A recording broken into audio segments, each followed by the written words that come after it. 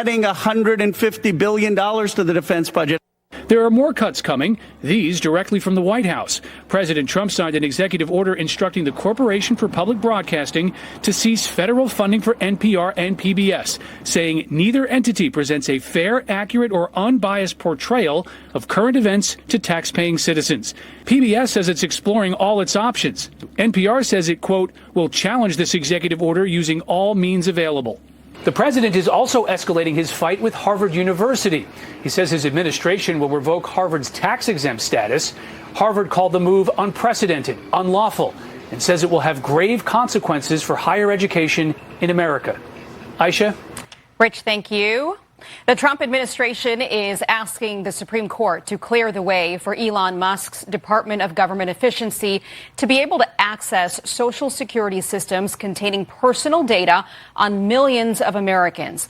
The emergency appeal comes after a judge in Maryland restricted the team's access under federal privacy laws. The administration says DOJ needs to get in to cut waste in the federal government. Want to really see something that said, take a look at what happened. Hey. Why this beat so cold? We will make America proud again. And you try to we will make America wealthy again. And yes, together, we will make America great again. Mr. President, I can't tell you, first off, how proud I am to see religion coming back to the White House. God bless you. God bless you for doing this. And let me tell you, it's not a popular thing to do in America right now. And Speaker Johnson is here, and you know he's a man of religion. But you know, I've sat with President Trump with no cameras around, nobody listening, nobody watching. And I'm telling you, this is a man of deep faith, a man of deep conviction. And this is a man that wants this country to have a heart and have religion. And God bless America for giving us President Donald Trump. And when nobody's listening and nobody's looking, this man cares about every single person in America, independent of race, color, creed, whatever. And it comes from the heart with him. And I am proud to call him my president. And God bless you, Mr. President. God bless you. Wow. We definitely had to start that off on today's show, man. We send our prayers to Trump and this current administration. I want to send my prayers to all you that are tuned in, my love, that you are had an amazing week, an amazing weekend. That 2025 is off to a great start for you. That you are blessed, well, and healthy. We're living in some crazy, dark times, man. A huge scam, a lot of corruption, you know. And you see what we're against. A great evil in this country, you know. They won't tell you the full story. They won't tell you the truth. Fake news media, mainstream media, left-wing media. They're trying to block this man, everything that he does. They spin everything. District judges think they outrank the president.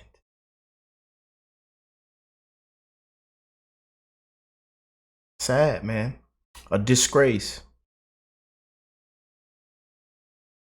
And then after it all comes out, after the experts say this, after the documents say that they release the documents, the footage, the audio, and we get proven right every single time. Trump was right about this. Conservatives were right about this. MAGA was right about this.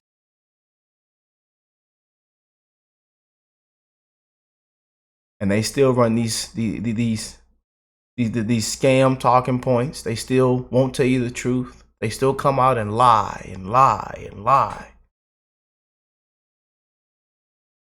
That's what we are against in this country, man. And we're seeing stages of Trump derangement syndrome we've never seen. You know, and they literally hate the man because he's doing exactly what he campaigned on. Promises made, promises kept. He's doing exactly what he said he was going to do. And they hate the man for that. Never seen anything like this, y'all. I'm serious. But we send our prayers, President Trump and this administration. We are rooting for America. America first, man. A better way of life for everybody. You give a damn what your skin color is, what you look like, where you come from. I love that Dr. Phil said that. I know some people might feel this way about Dr. Phil. You might feel that way. You know, let me know in the comments section. But I really love that piece right there, man.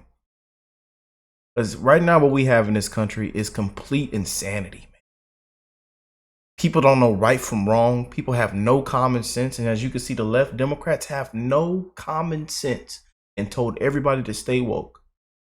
Involved in some of the biggest scams and scandals.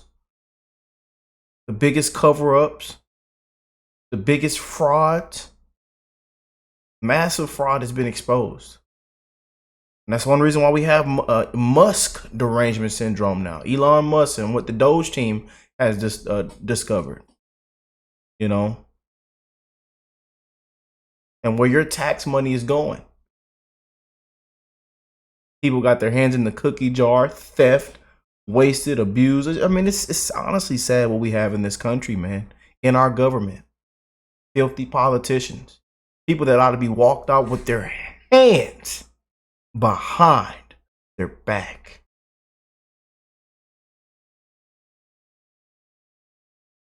I gotta say it, y'all. It's in my spirit today, man. But we got a lot of big things to get into today's show.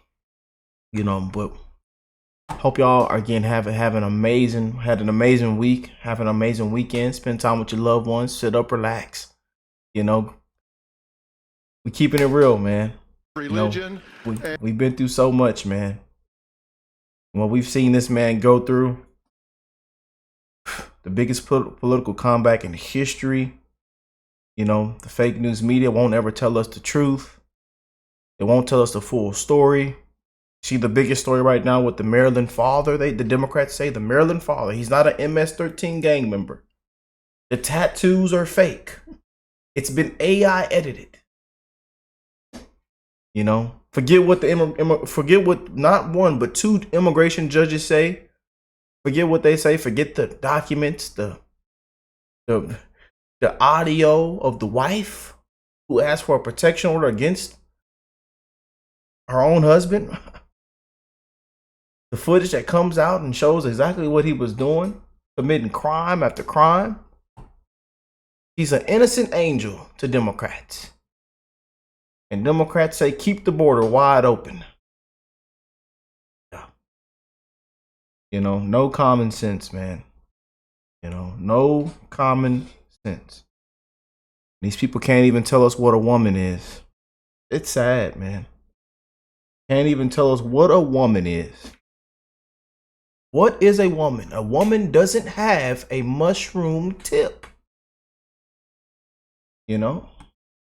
Democrats think otherwise. That tampons should be in boys' restrooms. You know, the insanity that we have in this country, man. You know, but this is why the party is where it's at. This is why they have the lowest approval rating. This is why it's nosedived. This is why they're in the ditch. Motor shot, transmission shot. This is why. But it only gets better for the Trump administration, President Trump, man. And you see why a lot of good things that are happening in this country right now, why are they so quiet on it? Things are coming down. They're quiet. More jobs. Look at we're going to pull up the job report. But they're all quiet about everything that's good. They only say Trump is bad, bad, bad. The big bad orange man. He's destroying America. But they don't want to tell you the truth of what's really happening. Let's get into this, man. Oh, boy. All right, breaking moments ago, the April jobs report just released showing steady gains amid some economic uncertainty. I want to bring in CNN's Matt Egan, who joins me now with more. All right, what are we seeing in the numbers? What is the context here? Yeah, Omar, we were bracing for a slowdown in the jobs market. We did not get that. We got steady hiring. This jobs market is just relentless. Let me run you through the key numbers. Yeah, let's do it. 177,000 jobs were added in the month of April. That easily beat forecasts for 135,000. So not even close there. The unemployment rate stayed low. It stayed at 4.2%. When we look at where the jobs are right now, we're seeing solid gains in a number of places. Accommodation and food services, right? Restaurants, hotels, hospitals, healthcare, private education, all of them adding jobs. Now, there are three sides to this announcement: what the numbers are actually saying, what the Trump administration is saying, and what mainstream media and Democrats want you to believe. Now, in regards to the numbers, we've been averaging 158,000 jobs added for the past 12 months. That totals out to being 1.9 million jobs added. So given all the doom and gloom, that means the economy is resilient. People are still waking up, clocking in, and they're able to find work. That's the bottom line here. Now, in regards to the Trump administration, this validates their strategy on how they plan to grow the economy.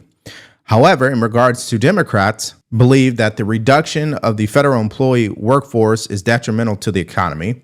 And they don't think that the jobs report is really optimistic. It's actually a smokescreen. Now, I'm going to show you exactly what they're saying by playing you this clip here. Take a listen. Yeah, no, absolutely. This is something they can point to. Of course, all this is the same roughly kind of job growth we saw under Biden, which they said was terrible and ruinous and disastrous. So, you know, they're going to spin it. They'll talk about how great it is.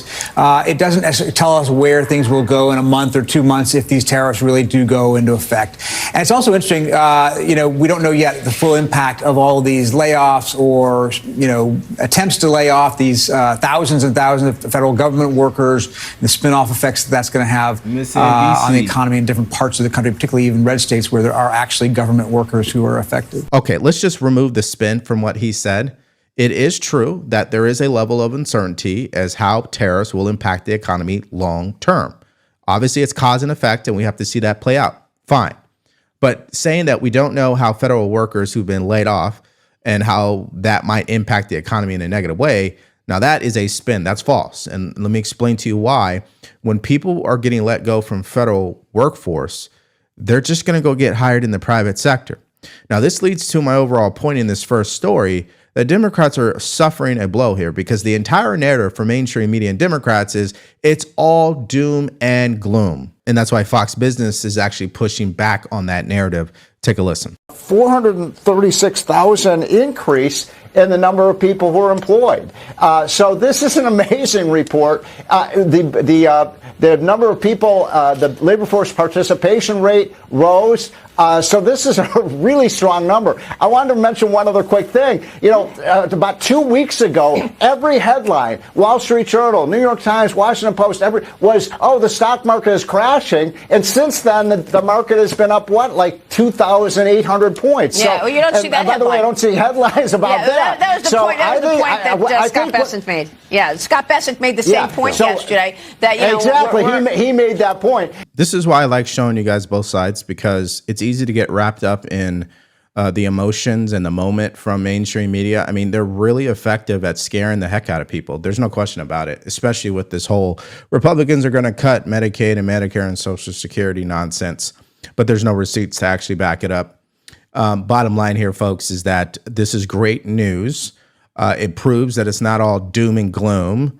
And yes, there is uncertainty in regards to tariffs, but that doesn't mean you should be losing sleep at night. Now, in breaking news, Fox News continues to pile on to Mr. Garcia, the illegal alien deported to El Salvador. They now have the audio tape of the wife begging the judge to give her a protection order against her own husband. Take a listen. Audio from 2020 was obtained by USA Today. Abrego Garcia's wife pleaded with a judge for protection from her own husband.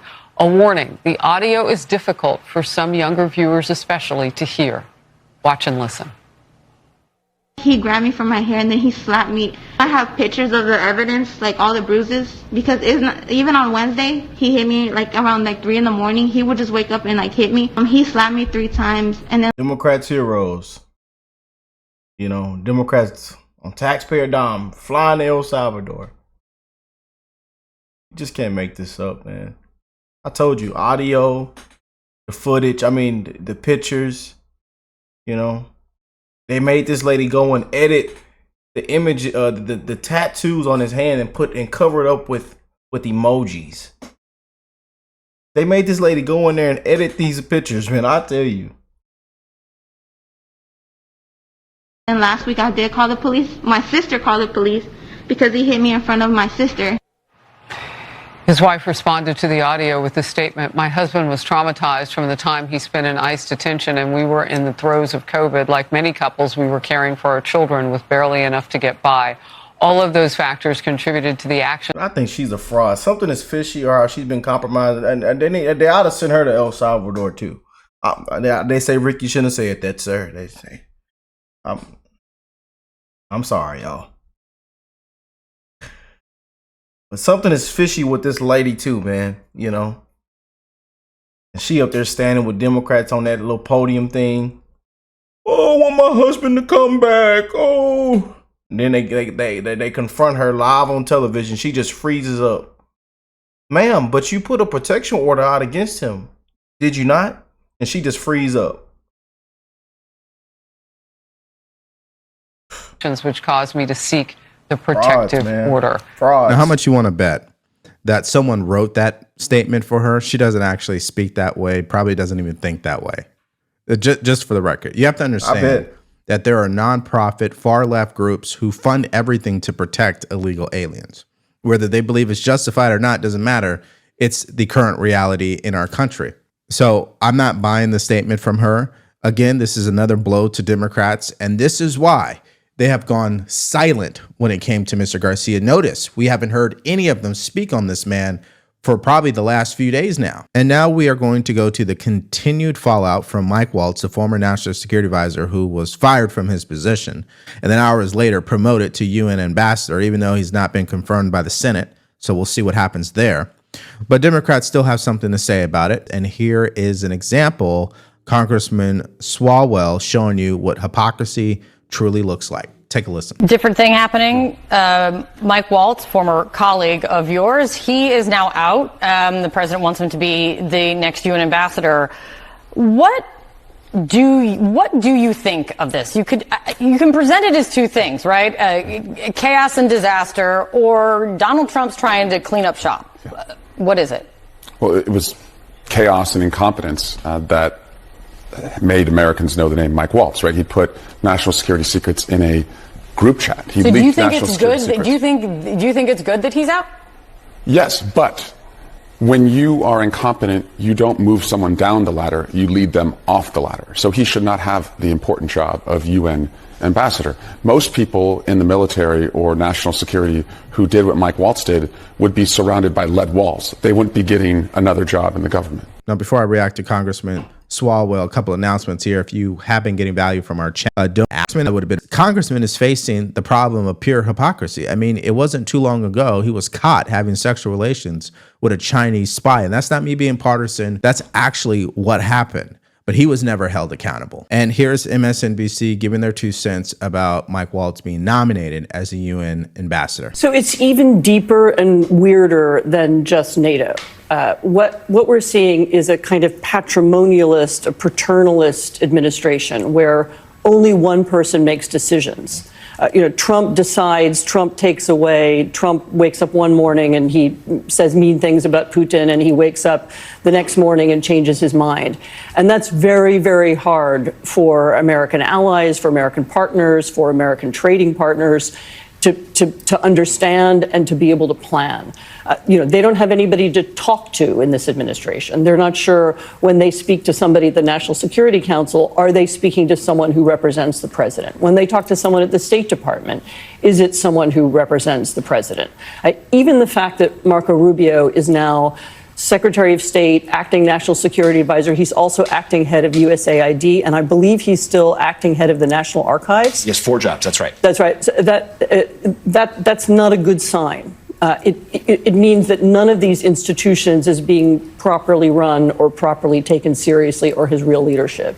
And that's confusing for anyone who's trying to plan a strategy, who's trying to understand how to talk to the United States, how to understand what our trade policy is, our NATO policy, our military policy. Yeah, so this journalist from The Atlantic is getting ahead of herself. Clearly, this is a temporary position for Marco Rubio. President Trump will appoint someone to be the national security advisor permanently. So let's hold our horses here. Now let's go to our next story, which is breaking news. President Trump has officially moved to defund PBS Here we and go. NPR. Take Here a we listen. go. After months of threats, President Trump has now signed an executive order to end federal funding for NPR and PBS. The president arguing the public funding of media is outdated and calls these networks woke propaganda disguised as news. NPR and PBS received roughly $500 million in public funds from the Corporation for Public Broadcasting, a nonprofit that was created by Congress over 50 years ago to guarantee all Americans have access to public radio and TV.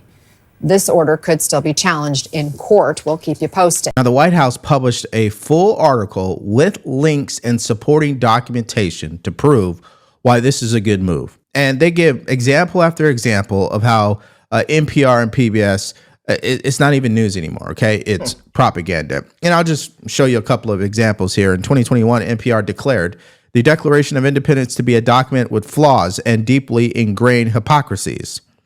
Here's another one. NPR apologized for calling illegal immigrants illegal. Okay.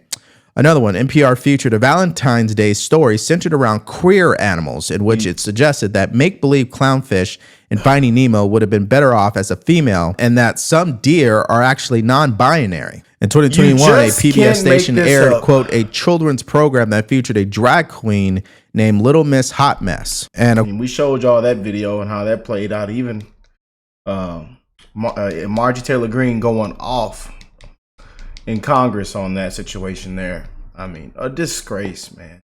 Of course, the CEO of NPR once called President Trump a racist and shared a photo of herself wearing a Biden for President campaign hat, serves on the board of a Soros-funded activist group, and described, quote, reverence for the truth as a distraction. The Corporation for Public Broadcasting received $535 million in federal dollars for the current fiscal year, but only a small portion of PBS and NPR's budgets actually comes from Congress. Most of their funding comes from donors and sponsors. Now, back in March, the future of public broadcasting, you'll remember, took center stage on Capitol Hill at a DOJ hearing. Our job at PBS is to support our stations so that local stations can serve their communities. NPR and PBS have increasingly become radical left-wing echo chambers. Now, if you heard there at the beginning of the clip, they only receive a small percentage from the federal government in the amount of $500 million. Now, if you ask me, that is not a small amount. Now, given the full budget of the federal government, you could argue that might be peanuts, but that's not the point. It's about the principle. Taxpayers should have a say on where the money is going. Now, we're going to get into whether President Trump can do this legally, but let's just prove his premise that PBS and NPR are definitely left-wing driven. Now, according to allsides.com, you could see here that NPR is more opinion-based and they lean left. They're not in the center. And according to the Media Research Center, PBS is very biased, especially when it came to the election. And here's the actual numbers to back it up. Coverage of the RNC came in at 72% negative. Coverage of the DNC came in at 88% positive. And this leads us to the question that I think matters most is, does President Trump have the authority to cut federal funding from PBS and NPR? Well, according to CNN, he does not. We make of this. I brought props with you I today, love a Deanna. prop. I went ahead and read the entire law for you, the 1967 Public Broadcasting Act. There is nothing in this law that gives any president the ability to strip away the funding for PBS and NPR. Congress was really specific back 50 plus years ago. They wanted to create an entity that was free of government control. They wanted to make sure no president could ever pressure PBS or NPR. So this is going to be a legal fight, like so many others that we've seen. And I suspect President Trump probably wants it that way. He definitely does. Look at the statement that we've received this morning from the head of PBS, Paula Kroger. She says this is a blatantly unlawful move overnight by President Trump. She says this is going to hurt people around the country because it threatens our ability to serve the American public with educational programming. The lie at the end is key. We are currently exploring all options to allow PBS to continue. NPR is saying the exact same thing. Now, he might be right in saying that Congress wanted to make sure that NPR and PBS was not controlled by the federal government, but clearly they were not able to compensate or predict where we are today in our society. Majority of these government officials, their spouses, their business associates, their colleagues, family members serve on the board of a lot of these independent organizations and nonprofits who donate directly to NPR and PBS. So even though they don't have direct control in their official capacities within the federal government, they technically have indirect control through these nonprofit organizations who are donating money. And when you are slave to the money, you're going to do exactly what they want you to do. That's the bottom line here. And when the CEO of NPR testified on Capitol Hill, she was asked a very simple question. Is NPR biased? Take a look at her answer. Is NPR biased? Congressman, I have never seen any instance of political bias determining editorial decisions. No. In the D.C. area, editorial positions at NPR, he said he found 87 registered Democrats, 0 Republicans. Is that accurate? We do not track the numbers or the voter registration. 87 to 0, and you're not biased. I think that is concerning if those numbers are accurate. Look, anyone who's ever listened to NPR or PBS knows that obviously it has an agenda. Obviously, it falls on one side of the aisle. The president's put this out here. I think this gets back to what you were just talking about, though, is that there's probably going to be lawsuits over this. And the real way, if you want to make a lot of this go away and go away in a way that makes it much harder to bring it back, is that you've got to do it through Congress. Yeah, so she just dropped the C word there, which is Congress.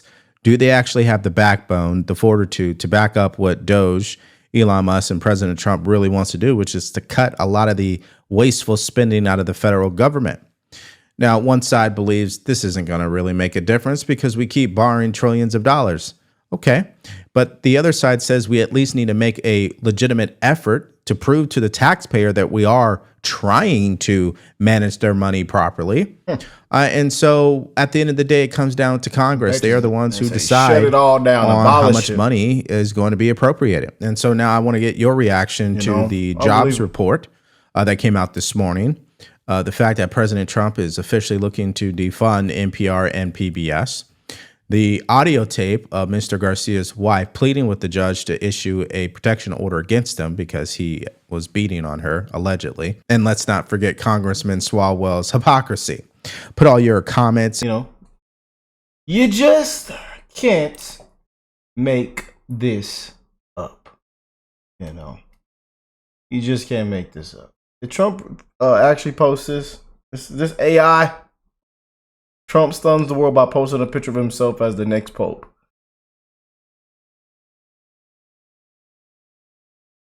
Where's my fact checkers and debunkers, man? This is breaking the internet right now. Oh, look, it's everywhere. Oh, man. It your next pope, the most highly respected and handsome pope the world has ever seen. Pope Donald John Trump I, the strongest and greatest. Keep a lookout for, they call it the black smoke. You can't say that. It's called smoke of color. Well, people are going to get very upset. The fake news, these are sick people. But if I'm elected your next pope, on day one, I will clean up the waste at the Vatican. There's a lot of waste. You look at it, what Crooked Joe did, he left a lot of waste at the Vatican. He dropped a deuce in front of the Pope. You all heard about it. It's called Operation Tootsie Roll. A lot of people are asking for due process. That was called doo-doo process, and you're not supposed to do that, but he did it. And they haven't cleaned it up. We'll clean it up day one. Day one. We will make the Vatican the Vatican strongest and most respected place, stronger and more respected than it's ever been before. We will make the Vatican great again. We will make it strong again. We will make it clean again. We got to clean it up. If I am elected, Pope Donald John Trump, the first of his name, the strongest and greatest and most highly respected, believe me. Well, we'll end the show off with that right there, man. I love y'all. God bless you all and your family. Y'all enjoy the rest of your day versus your weekend. And I'll catch y'all on the next one, man. Peace and love, you guys.